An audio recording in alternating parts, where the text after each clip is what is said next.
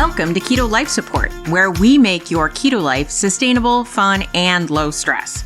I'm Kim Howerton, and I'll be coming to you weekly with some of my keto besties to bring you the practical, real-world keto advice that you need. Quick disclaimer, I am not a doctor, and even if we do have a doctor in the house from time to time, he or she is not your doctor, and nothing we say on this show should be taken as medical advice. Always check in with a trusted medical professional about your own personal medical concerns. Hello and welcome to Keto Life Support. This is Kim Howerton with episode number 137, 3 controversial opinions.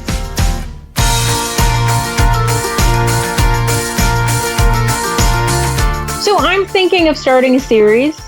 If I do a second episode of this, it'll be a series. If I don't, it'll be standalone. And it's, as I'm recording this, that weird time between Thanksgiving and Christmas when, I don't know, all of us don't know, by the way, we don't know, what I should be talking about. Do you want me to be doing episodes all about the holidays all the time? Are you bored of that? I don't know, I go back and forth. So today I thought I'd break it up a little bit and talk about 3 controversial opinions that I have. Why 3? I don't know, it seemed a good number. I felt like 1 was going to be too short an episode. We'll see where we get. But for the first controversial opinion I have, I don't always think fasting is a good idea. Let me explain.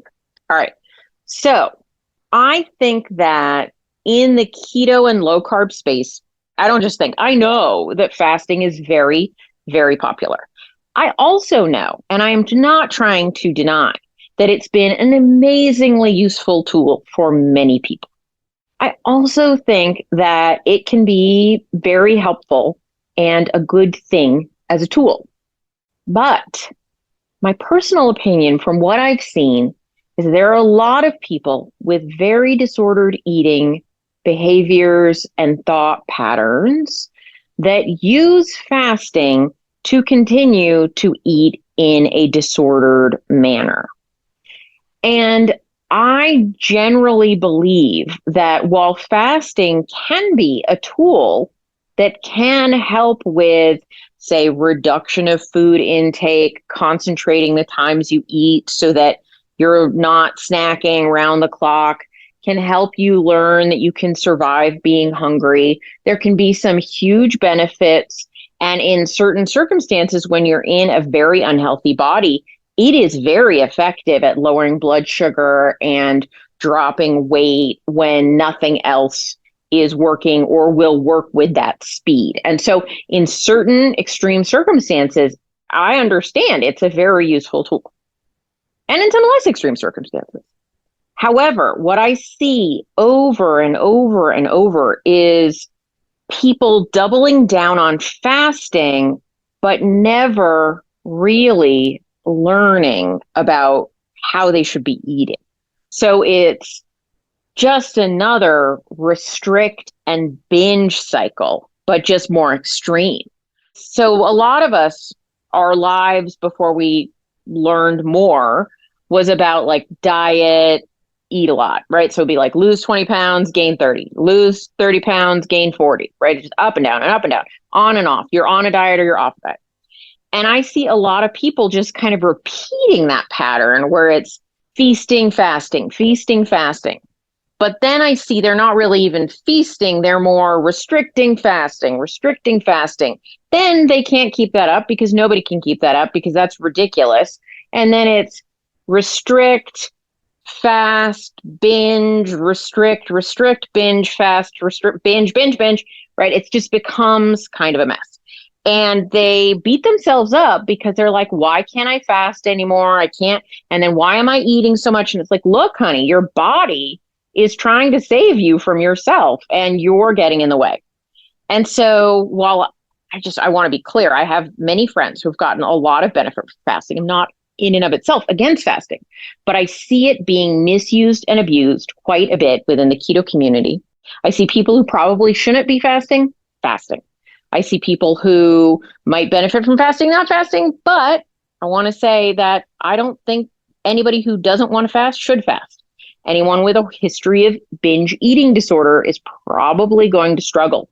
Does that mean they can't? No, that's up to them to learn their own journey. But I often caution to go into it with caution. That's a fabulous sentence, but you know what I mean? Like in certain circumstances, I think people have to be more aware of additional dangers to certain activities. And a history of eating disorders is one of them. So my first controversial opinion is fasting is often abused tool in the low carb and keto community. All right. Controversial point number 2. I'm not afraid of sweeteners. I think most people probably shouldn't be afraid of sweeteners. And when I say sweeteners, I mean 0-calorie sweeteners. I mean non-caloric, low carb, keto friendly sweeteners.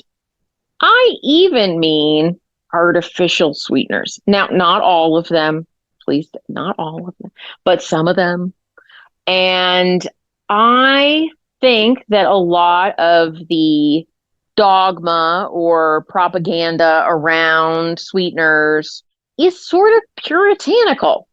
Like the idea that, these foods are only real. I mean, I'll be honest. The only benefit of sweetened foods is pleasure, or artificially sweetened or keto friendly sweetener, right? It's non-nutritive. There's no nutritional benefit there. Although xylitol is good for your teeth, but there's no real benefit other than pleasure. And I feel like sometimes that's why people feel a little superior in saying there's no reason to have them. But I would like to say that if there is not a negative side effect of something and you get pleasure from it, I am for it. Because we're here to enjoy life, not at the detriment of our health. But if something is not detrimental, I'm for it. Some of you might say there are studies that show these things are detrimental. These studies are very controversial. I'm also saying if you don't want to eat them, don't eat them. I know people will come for me on this one, but I see them being much more of a benefit than a negative for most people that the world includes non-caloric sweeteners. And I have tested months at a time of life without sweeteners, and I've tested a lot more than months of life with sweeteners.